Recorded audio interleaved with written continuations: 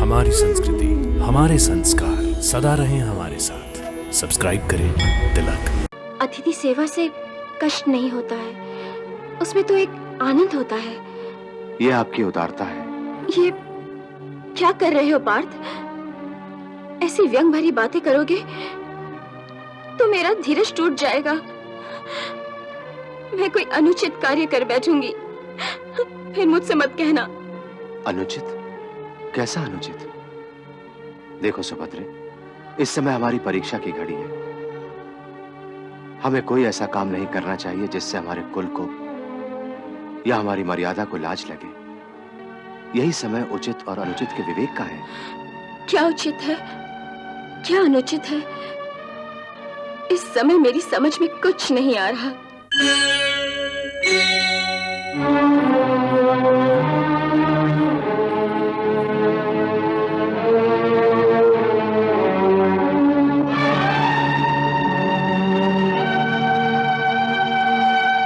ये क्या कर रहे हो पार्थ? जाने की तैयारी। इतनी जल्दी? 2 महीने से अधिक हो गया है आप लोगों को अतिथि सेवा का कष्ट देते हुए। फिर भी आप इतनी जल्दी कहती हैं। अतिथि सेवा से कष्ट नहीं होता है, उसमें तो एक आनंद होता है। ये आपकी उदारता है। इसके लिए आपका बहुत बहुत धन्यवाद। ये क्या कर रहे हो पार्थ? ऐसी व्यंग भरी बातें करोगे तो मेरा धीरज टूट जाएगा। मैं कोई अनुचित कार्य कर बैठूंगी, फिर मुझसे मत कहना। अनुचित? कैसा अनुचित? देखो सुभद्रे, इस समय हमारी परीक्षा की घड़ी है। हमें कोई ऐसा काम नहीं करना चाहिए जिससे हमारे कुल को या हमारी मर्यादा को लाज लगे। यही समय उचित और अनुचित के विवेक का है। क्या उचित है, क्या अनुचित है, इस समय मेरी समझ में कुछ नहीं आ रहा। इसलिए मैं आपसे ये पूछने आई हूँ कि इस परिस्थिति में मुझे क्या करना चाहिए। उचित और अनुचित ही आपसे पूछने आई हूँ पार्थ।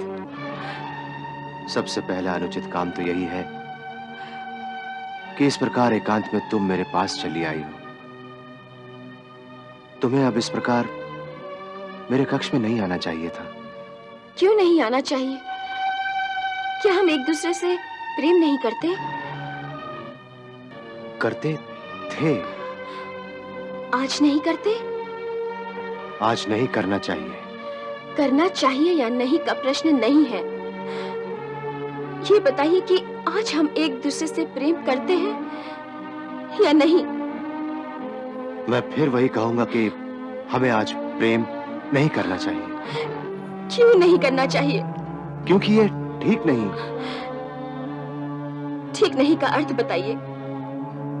क्या ये अनुचित है? क्या ये पाप है? हाँ, पाप भी हो सकता है। आज से एक दिन पहले तक ये पाप नहीं था। नहीं। तो क्या प्रेम ऐसी मिथ्या वस्तु है, ऐसी नाशवान वस्तु है जो एक ही दिन में उचित से अनुचित बन गया, पुण्य से पाप बन गया?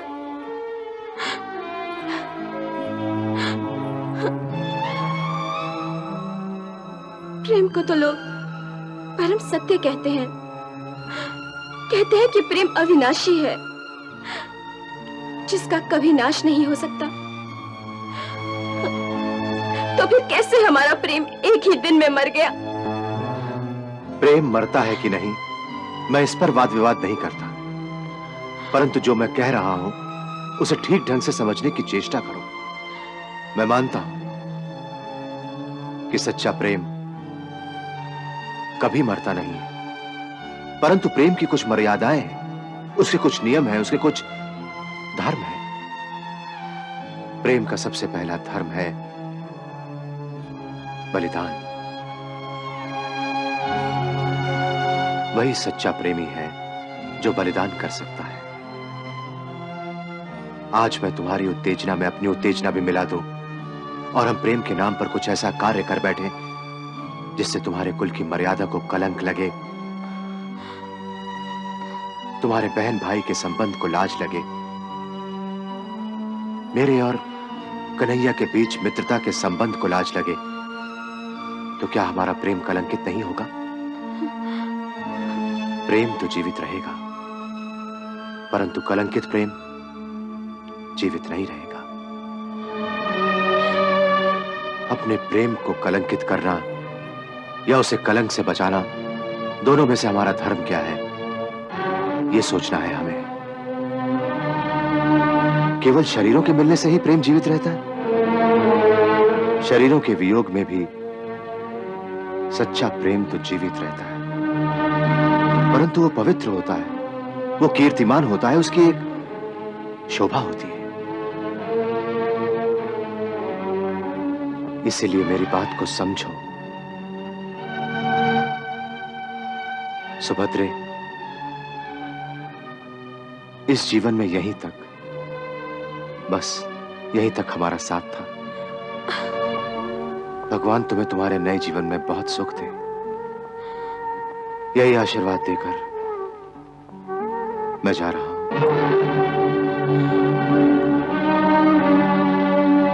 जाइए, अब नहीं रोकूंगी मैं आपको।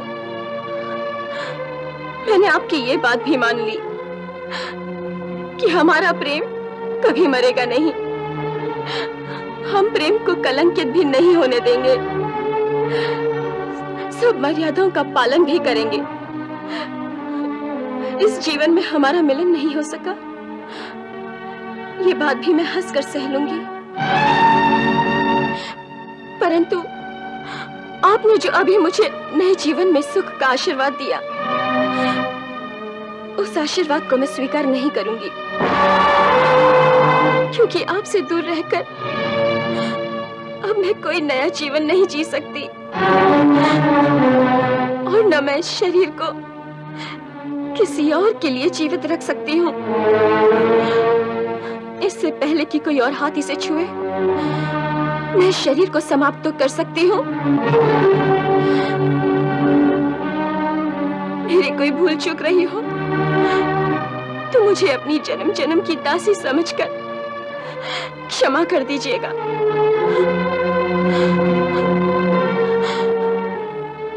अब नहीं आऊंगी मैं।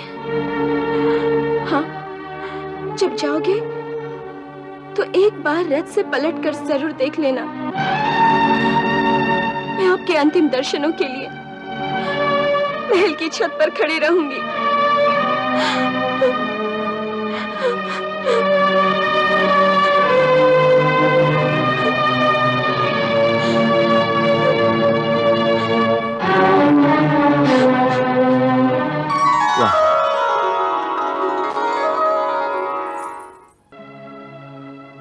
मुझे आपकी ये निर्मम मुस्कान अच्छी नहीं लगती।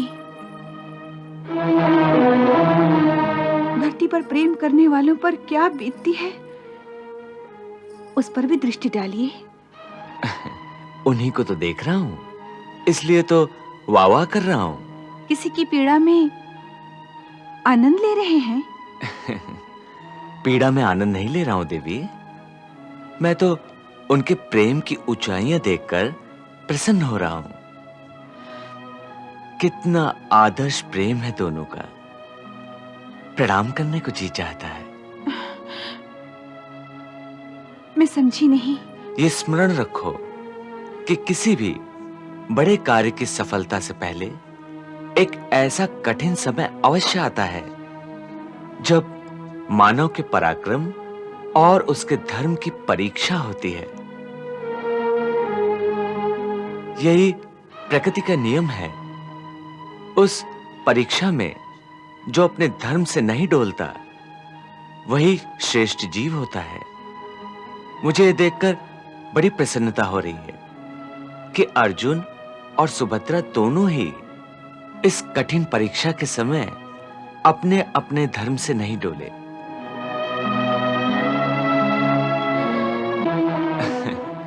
बस अभी तक उन्हें सही रास्ता नहीं दिख रहा है, वही हमें दिखाना है।